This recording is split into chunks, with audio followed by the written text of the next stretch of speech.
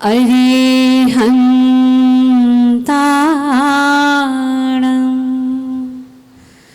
नमो सिद्धाणं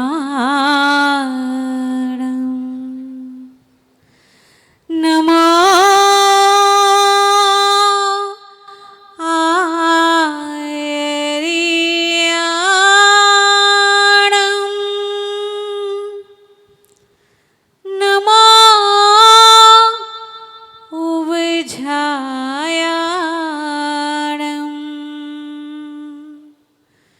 नमो लोये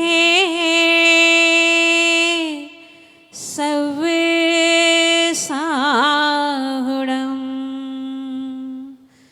नमो लोये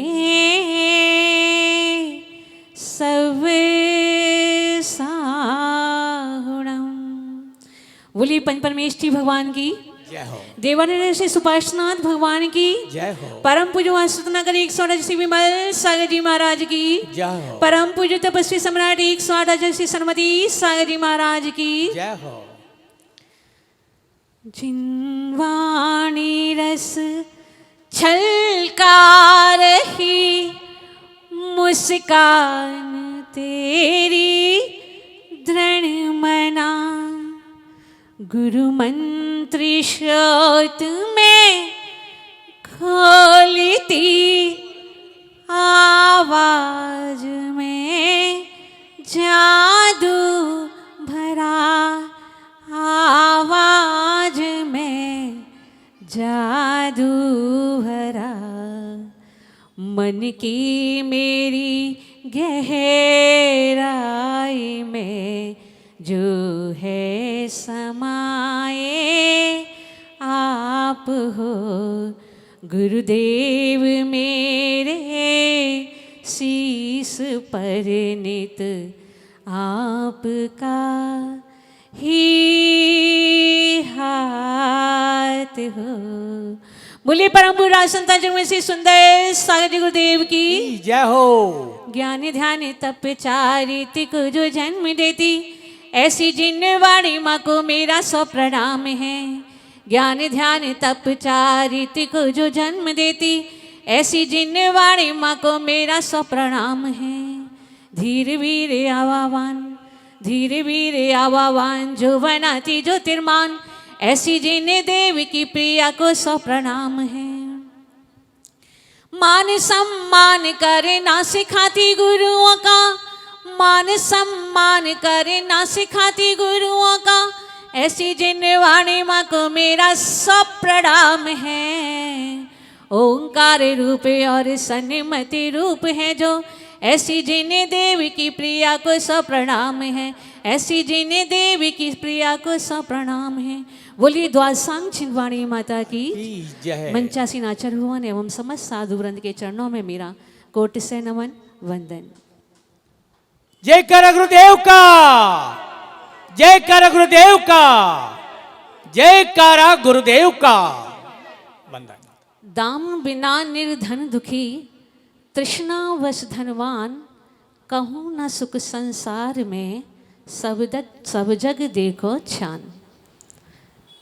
कहूँ न सुख संसार में या कबहू न सुख संसार में, क्या कहूँ न सुख संसार में या कहूँ न सुख संसार में, कहूँ न सुख संसार में, है ना। जब कभी आपके घर से कोई वस्तु खो जाती है तो आप उसको क्या करते हो, ढूंढते हो। एक बार नहीं मिलती तो दोबारा, तिबारा, 4 बार, 5 बार। जब तक वह वस्तु आपको मिलती नहीं है तब तक क्या करते हैं आप, ढूंढते रहते हैं। ढूंढते हैं कि नहीं, ढूंढते हैं, सब ढूंढते हैं। और जब फिर भी वे वस्तु जब आपको प्राप्त नहीं होती है तो आप क्या कहते हैं, छान छान के देख लिया, पूरा घर छान के देख लिया, लेकिन वह वस्तु नहीं मिली। तो ऐसे ही बंधुओं, ये जो संसार है इसको हमने छान छान के देख लिया, लेकिन पूरे संसार में कहीं भी सुख नहीं है। आज से देखा क्या, अभी भी देख रहे हैं, वर्तमान में हम अनुभव कर रहे हैं कि संसार में कहीं भी सुख नहीं है। मनुष्य पर्याय त्रिंच गति को तो अपन साक्षात देख ही रहे हैं, कितने अनुभव, कितने दुख हैं। और यदि स्वर्गों की बात करें तो स्वर्गों में देवों के जितने बड़े बड़े पद हैं ना, वो किसको मिलते हैं? वो मुनिराजों को मिलते हैं, सम्यक दृष्टि जीवों को मिलते हैं, साधारण मनुष्यों के लिए नहीं है। उनका तो मात्र और मात्र रिजर्वेशन किनके लिए है? दिगंबर भावलिंगी संतों के लिए है, अथवा सम्यक दृष्टि जीवों के लिए है ना। और जो देवों में असंख्यात देव हैं, वो फिर कहाँ हैं? वो तो उन देवों के इंद्रों के परिकर हैं और अनुचर हैं, ठीक है ना। तो अनुचर क्या काम करते हैं? यदि आपको इंद्र ने आज्ञा दे दी कि वाहन बनना है, तो फिर क्या होगा? आप आज्ञा का अनुल्लंघन नहीं कर सकते। मनुष्य लोक में तो आप आज्ञा मानो या ना मानो, लेकिन देवों में ऐसा कदापि नहीं होता। जो आपके इंद्र ने आपको आज्ञा दे दी है, उसको आपको 100% मानना ही पड़ेगा, है ना। और बहुत से ऐसे देव भी हुआ करते हैं जो क्या करते हैं? वाहन बनते हैं, बाहर गंदगी साफ किया करते हैं।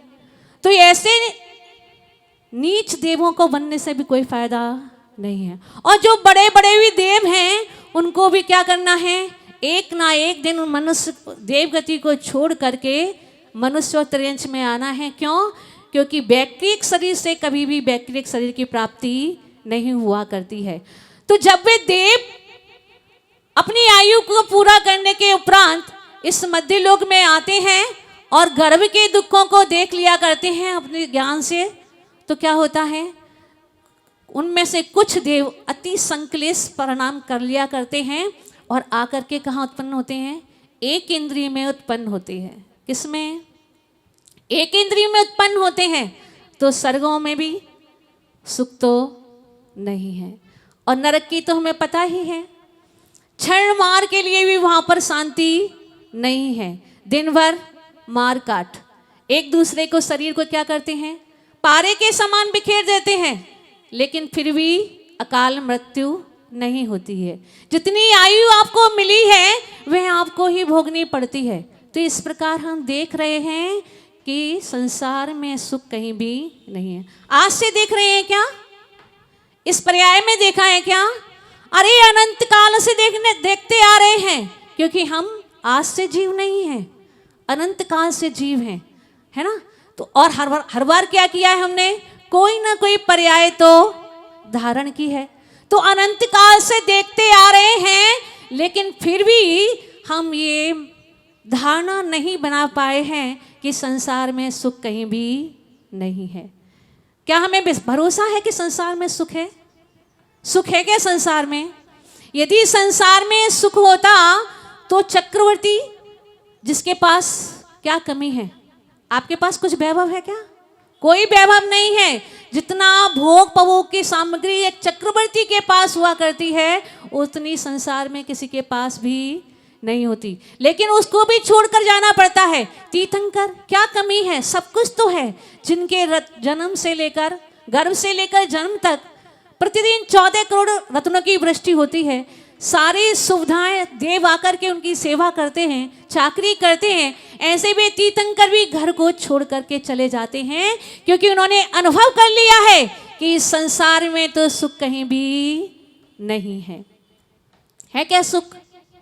कहीं भी नहीं है। छान छान के देख लिया, लेकिन कहीं भी सुख लेस मात्र भी नहीं है।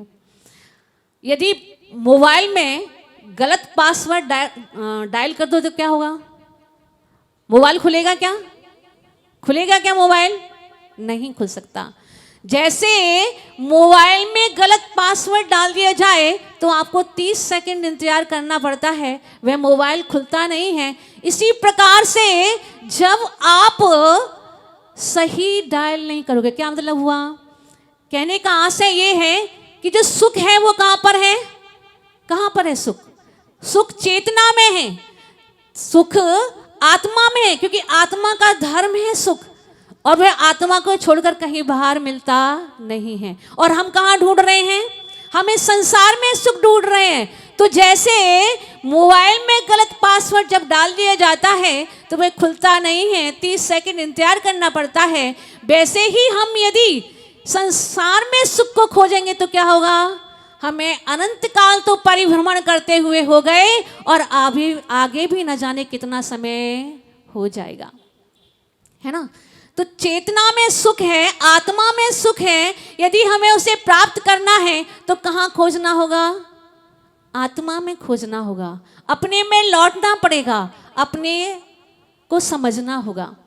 यदि आपको बादाम की गिरी चाहिए और आप बादाम के वृक्ष को छोड़कर अन्य वृक्षों में तलाश करेंगे तो वह गिरी आपको मिलेगी? नहीं मिल सकती। बादाम के वृक्ष के पास चले गए, आपने पत्तों को तोड़ लिया, तने को तोड़ लिया, डाली को तोड़ लिया, तो क्या गिरी आपको मिलेगी? नहीं मिलेगी। और कदाचित बादाम को भी तोड़ लिया तो भी क्या गिरी आपको मिलेगी? नहीं मिलेगी। गिरी कब मिलेगी बादाम की? जब आप उस बादाम को तोड़ोगे तब वह गिरी आपको प्राप्त हो सकती है। तो ऐसे ही सुख तो कहाँ है? आत्मा में है। आत्मा का धर्म है, आत्मा का स्वभाव है सुख, लेकिन फिर भी क्यों प्राप्त नहीं हो रहा है? क्योंकि उस पर कर्म का आवरण पड़ा हुआ है। जब तक वे कर्म का आवरण हटेगा नहीं तब तक उस सुख की उपलब्धि हमको नहीं हो सकती है। तो हमने क्या किया? सारा जग छान छान के देख लिया, लेकिन आज तक ये अनुभूति नहीं हो पाई कि संसार में सुख कहीं नहीं है। पहले बताया था ना कि वो जो व्यक्ति था वट वृक्ष पे चढ़ा हुआ था, चारों तरफ से मृत्यु उसको निगलने के लिए तैयार थी, लेकिन वो एक बूंद शहद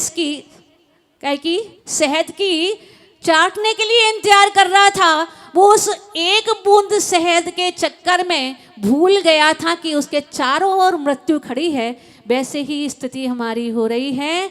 हम भी अनंत काल से इस संग में भ्रमण कर रहे हैं। किसके लिए? और किसके लिए मात्र अपने आप को भूल बैठे हैं? थोड़े से विषय सुख के लिए, जो छूटने वाला है। कहीं जाने वाला है आपके साथ? सिकंदर लेकर गया क्या? नहीं लेकर गया। और कोई लेकर गया? आप जब आए थे तो क्या लेकर के आए थे? कुछ लेकर के आए थे, कुछ लेकर के जाएंगे। सबको पता है, ऐसा कोई भी व्यक्ति नहीं है जिसको नहीं पता हो कि हम खाली हाथ आए थे और खाली हाथ जाएंगे। लेकिन फिर भी तैयारी किसकी है? 7 पीढ़ी तक की तैयारी करते हैं, 7 पीढ़ी तक की चिंता है। अपनी चिंता तो बिल्कुल भी नहीं है। तो क्या करना है? अरे भैया अब तो विचार कर लो। एक इंद्रिय वनेश संगीय पंचेंद्रिय पर्याय तक चारों गतिविधियों में परिभ्रमण कर लिया, सब योनियों में जन्म ले लिया, क्षेत्र की जगह भी देख लिया और भावों के अनुसार भी देख लिया, कहीं भी सुख तो नहीं बना। एक इंद्रिय में भी देखें हम तो 7 लाख नित्य निगोद, 7 लाख इतर निगोद, पृथ्वी जल अग्नि वायु 7-7 करोड़, वनस्पति 10 करोड़, 2 इंद्रिय, 3 इंद्रिय, 4 इंद्रिय 2 करोड़, 2 करोड़। उसके बाद त्रियंश पंचेंद्रिय 4 करोड़, 4 लाख, सॉरी करोड़ नहीं 4 लाख। फिर उसके बाद नारकी और देव 4 लाख और मनुष्य 14 लाख। इस प्रकार से 84 लाख योनियों को देख लिया। हर योनियों में एक नहीं कई बार जन्म ले लिया। कोई भी ऐसी योनि नहीं है जिसको हमने छोड़ा हो। और 157 करोड़ कुल कोटियों में जन्म ले लिया, लेकिन फिर भी हम ये अनुभवन नहीं कर पाए कि अब तक संसार में सुख कहीं भी नहीं है। हमको तो ऐसा लग रहा है कि हमने पहली बार मनुष्य पर्याय प्राप्त की है और उस मनुष्य पर्याय को प्राप्त करने के बाद में हमें ऐसा लग रहा है जैसे हमने क्या अनोखा प्राप्त कर लिया है। क्या हम भोग रहे हैं?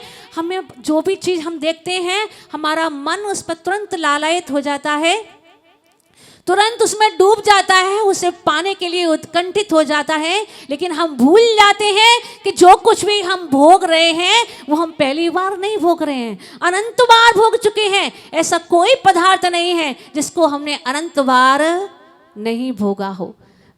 पुरानी फैशन चली जाती है, नई आ जाती है, लेकिन कोई परिवर्तन होता है क्या? लौट फेड करके वही वस्त्राभूषण फिर से आ जाया करते हैं। रिसाइकलिंग होती रहती है। जो हम भोजन पानी ग्रहण कर रहे हैं वही खाद के रूप में जाता है और वही रिसाइकलिंग होकर के फिर से हमारे खाद्य वस्तु के रूप में आ जाया करता है। कुछ भी नया नहीं है। जो कुछ भी हमने भोगा है आज तक और अनंतों काल से जिसको भोग रहे हैं वही सब कुछ भोग रहे हैं, नया कुछ नहीं है। तो फिर इतना आकर्षण क्यों, क्यों इतनी भागदौड़? और उससे भी संतुष्टि तो होने वाली नहीं है। एक आईएएस ऑफिसर जब बनता है तो बड़ा परिश्रम करता है, अध्ययन करता है, और फिर यदि वो कलेक्टर बनने के बाद में यदि नेताओं के जूते साफ करे तो क्या कहेंगे? उसको बुद्धिमान कहेंगे क्या? कोई आईएएस कलेक्टर क्या करे? नेताओं के जूते साफ करे तो उसको बुद्धिमान कहेंगे?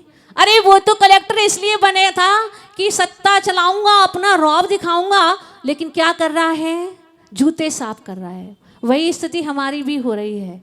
हम मनुष्य बने जब नरक में थे और अनेकों दुखों को भोग रहे थे, हमने प्रार्थना की थी, अश्रु नेत्रों से भरकर भगवान के सामने प्रार्थना की थी कि हे प्रभु, मात्र एक बार, कितनी बार? मात्र एक बार मुझे मनुष्य बना दो, मैं फिर से कभी पाप नहीं करूंगा, अपना कल्याण कर लूंगा। सिर्फ एक बार और सिर्फ एक बार मुझे मनुष्य बना दो। लेकिन यहाँ आए तो क्या किया?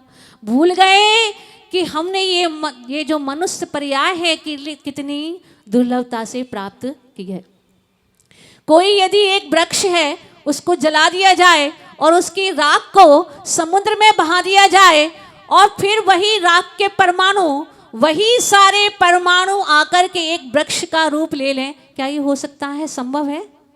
नहीं संभव है। तो ऐसे ही मनुष्य आयु को प्राप्त करना भी इतना ही दुर्लभ है। और उस हम दुर्लभ वस्तु को पाकर के उसका क्या उपयोग कर रहे हैं?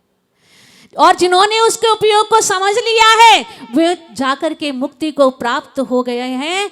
आज एक कल्प काल में कितने, एक कल्प काल में असंख्यात जीव तीर्थंकर बन गए, मुक्ति को प्राप्त करते हैं।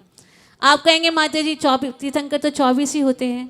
तो भैया एक कल्प काल में भरत और अरावत क्षेत्र से 480 तीर्थंकर होते हैं और नरक और स्वर्ग की अपेक्षा देखें तो असंख्यात जीव तीर्थंकर प्रकृति का बंद करके निर्वाण को प्राप्त कर लिया करते हैं। और ये तो तीर्थंकर हैं, बाकी सामान्य केवली, समुद्घात केवली, उपसर केवली, मूक केवली, अनवद्य केवली, अंतर्गत केवली और न जाने किस प्रकार से अपना कल्याण कर लिया करते हैं। तो हमें भी क्या करना है? एक बार अपनी आत्मा से पूछना है, तूने तो अनंत समय दूसरों के लिए गंवा दिया, पर आज जरा अपनी सुध ले ले, अपने बारे में भी विचार कर ले। इतने भोगों को भोग लिया, अब तो तृप्ति कर ले, क्योंकि भोगते भोगते जीवन निकल जाएगा, लेकिन फिर भी संतुष्टि नहीं होने वाली है। तुम भोगों को भोग रहे हो या भोग तुम्हें भोग रहे हैं? विचार कर लेना, विचार कर लेना कि तुम क्या कर रहे हो और क्या करने के लिए आए थे। आचार्य भगवान पूरा संघ आपको नित्य प्रति उपदेश दे रहा है, समझा रहा है कि भैया समय है, जाग जाओ। समय रहते हुए जाग जाओगे तो इस संसार के दुखों से छूट जाओगे। और यदि सोने का बहाना करते रहे तो फिर से अनंत पर्यायों में ऐसे ही परिभ्रमण करना पड़ेगा। तो अपने अंतस आत्मा को जागृत कर लें, अपने उपादान को जागृत कर लें और अपने कल्याण कर लें। बोलिए परम पूज्य आचार्य वंशी सुंदर सागर जी गुरुदेव की।